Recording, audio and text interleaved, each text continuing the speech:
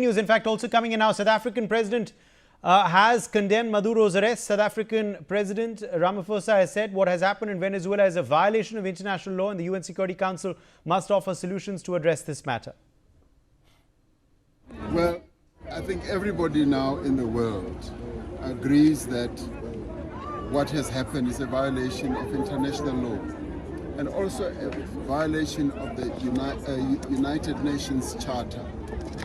And that is why we called for the Security Council to meet to discuss this matter. And they are the one body that is mandated by the entire world to deal with issues of peace, to deal with issues of security.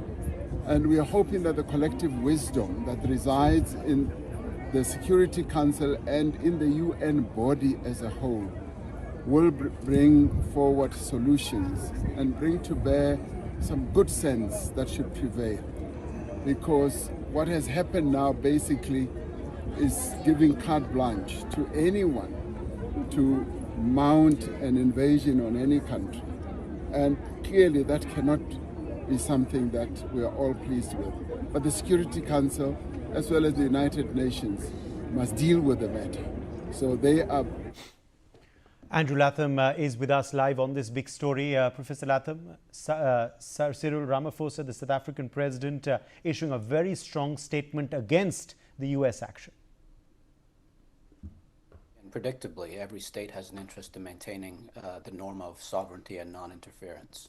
I will say this, though. The United Nations Security Council cannot and will not address this. Why? There are 5 permanent members of the Security Council that have veto power. The United States is one of them.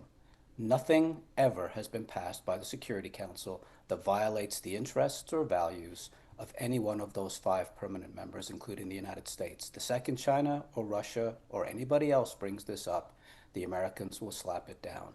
I don't know what Mr. Ramaphosa was talking about. The General Assembly, which is different than the Security Council, has no authority whatsoever. It's a talking shop. The specialized agencies don't have any remit with respect to international peace and security, at least in this context. The United Nations is not fit for purpose, generally speaking, and certainly is not the Security Council is not the place to resolve this and to get a resounding reaffirmation of the norms of non-intervention at the expense of the United States. Washington will veto it.